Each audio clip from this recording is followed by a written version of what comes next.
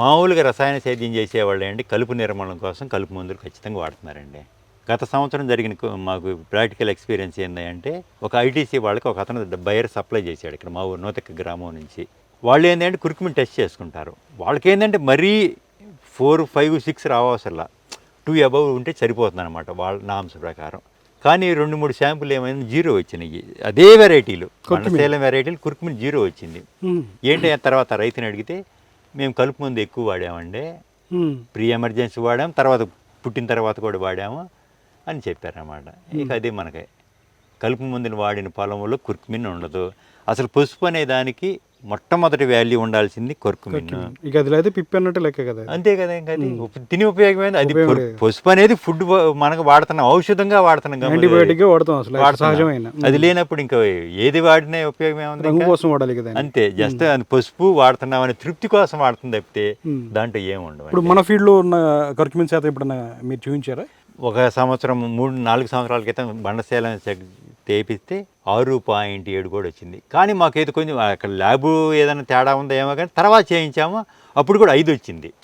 అప్పుడు మనం ఒక 1% అనేది భూమిని బట్టి ఉంటుంది, చేసిన మన సంవత్సరం తుక్కుని బట్టి ఉంటుంది, లోపల ఉండ హ్యూమస్ను బట్టి ఉంటుంది. కాబట్టి 4 నుంచి పైన వస్తుంది మాకు. సో 5 నుంచి అంటే 5 అలా వస్తానే 4-5 వస్తానే ఉంది. అంటే ఇప్పుడు లకాడాంగులు అనేది ఉన్న కర్కుమిన్ శాతంతో దగ్గర వచ్చినట్టే కదా, 9 ఉంటుంది మాకు ఇక్కడ. సేమ్ లకాడాంగు ఈ మిగతా అన్ని సేమే వచ్చినాయండి, ఎక్స్ట్రా ఏం రాలా. లకాడాంగులో అక్కడ ఈశాన్య రాష్ట్రాల్లో ఉన్న లకాడాంగ్ ఎంత పర్సెంటేజ్ చెప్తారు? అక్కడ ఎక్కువ వస్తుంది అంటారు, కానీ మనకైతే తెలియదు. 9 నుంచి 12 వస్తుంది అంటారు అక్కడ. మరి ఆ వాతావరణ పరిస్థితులకి వాటికి ఏమైనా రావచ్చు, కానీ మనకైతే అంత రాలేదు ఇక్కడ. మనకి ఇక్కడ కూడా అది కూడా 4 పైనే వచ్చింది లకాడాంగ్ కూడా. మిగతా అన్ని వెరైటీలు మేము వేసే NDH కానీ బండసేలం కానీ లకాడాంగు రాజాపురి కూడా కొంచెం క్వాలిటీ వచ్చింది. ఇప్పుడు NDHలో ఎంత పర్సెంటేజ్ వస్తుందండి? NDHలో కూడా 4 చిల్లర వచ్చిందండి.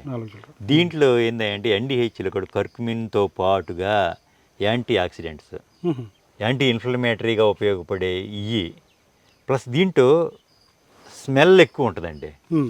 మీకు ఈవెన్ లకాడాంగ్ కూడా మీరు వండండి, పసుపు చేయించండి, ఏ వెరైటీలో లేని స్మెల్ ఈ NDHలో ఉంటుంది అనమాట. మంచి మంచి అరోమా సూపర్గా ఉంటుంది. అది మీరు ఏ కూరలో వేసుకున్నా కానీ ఎంత కొంత తేడా, ఆ అరోమా కానీ మీరు కొన్ని రకాల వంటల్లో అప్పుడు వేసుకుంటారు కదా, తేడా ఉంటుంది అది. సో రసాయన సేద్యంలో దిగుబడి ఎకరానికి ఎంత వస్తుందండి ఇదే NDH మనం చూసుకుంటే కనుక?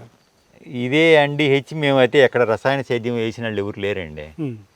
మిగతా వెరైటీలు వేసారు. బండసేలం ఉందనుకోండి, బండసేలం ఎంత తీస్తారు వాళ్ళు? బండసేలం అంటే యావరేజ్ని 30 క్వింటాలు. ఇది బాగా పండిన సంవత్సరం అనుకుంటేనే 30 క్వింటాలు. అది మన దగ్గర ఎంత వస్తుంది? అప్పుడు ప్రకృతి సేద్యంలో చేసినప్పుడు మీరు? ప్రకృతి సేద్యంలో మాకు కూడా 25 క్వింటాలు వచ్చింది. 25 క్వింటాలు వచ్చింది. కాదు అన్ని సంవత్సరాలు అట్లా వస్తుందని మనం ఊహించలేము, కానీ గణనీయమైన దిగుబడులే వస్తాయి. రైతుకి ఏ విధంగా నష్టం లేని దిగుబడులే వస్తాయి ప్రకృతి సేద్యంలో. అంతే కదా. ఇప్పుడు ఇక్కడ ఖర్చు అనేది మినిమల్ ఖర్చు ఉంది అక్కడ అనేది. అది మళ్ళీ పంట నాణ్యత గత సంవత్సరం ఐటీసీ వాళ్ళే దీంట్లోది ఒక 400 నుంచి 500 పెట్టి కొనుక్కున్నారు రసాయన దానికంటే. ఇక్కడ మేము కాదు, మా పక్కతోటి రైతులు పూర్తి ప్రకృతి కాకపోయినా కానీ ఆ విధంగా కొన్ని రసాయన సేద్యంలో వాడిన మందులు వాడకుండా ప్రకృతి సేద్యంలో వాడిన మందులు వాడి కొంచెం క్వాలిటీగా తీస్తే, బయో మందులు బయో లాంటివి కొన్ని వాళ్ళు సజెస్ట్ చేశారు. అయ్యో ఆ మందులు వాడిన వాళ్ళు 400 పెట్టుకున్నారు. మీరు ఎలా అమ్ముతున్నారండి దీన్ని? మేము సొంతంగానే మార్కెట్ చేస్తున్నాం. సొంతంగా మార్కెట్ చేస్తున్నాం. మొట్టమొదటి సంవత్సరం ఎక్కువ పండింది కాబట్టి మేము మార్కెట్ చేయలేకపోయాము. 3 సంవత్సరాల నుంచి మేము మార్కెట్ చేస్తున్నాం. ఎలా అంటే దీన్ని అన్ని మామూలుగా సాంప్రదాయ బాయిలర్లో ఉడకబెట్టకుండా స్టీమ్ బాయిల్ ద్వారా బాయిల్ చేస్తాము. గ్రీన్ మ్యాట్ మీద ఎండబెడతాము, మట్టి అంటకుండా అంట. మళ్ళా తర్వాత మెకానికల్ ద్వారా పాలిష్ చేస్తాం దాన్ని. పాలిష్ చేసిన తర్వాత గ్రేడ్ చేస్తాం దాన్ని. మళ్ళీ చిన్న కొమ్ములు కానీ పక్కన కొమ్ములు ఏదైనా నల్లబడినవి కానీ ఇలాంటి గ్రేడ్ చేసిన తర్వాత మళ్ళీ సెకండ్ టైం పాలిష్ చేస్తాం మంచి కొమ్ముల్ని. చేసిన తర్వాత మనకి ఈ మార్కెట్లో ఈ నెల ఎంత పోతుందో అంతవరకే పౌడర్ చేస్తాం. మిగతాది కోల్డ్ స్టోరేజ్ స్టోర్ చేస్తాం అనమాట. ఏ నెలకు ఆ నెల మేము తీసుకోవటమో ఆ నెలకి ఎంత సరిపోతుందో గ్రైండ్ చేసుకోవటమో పౌడరు.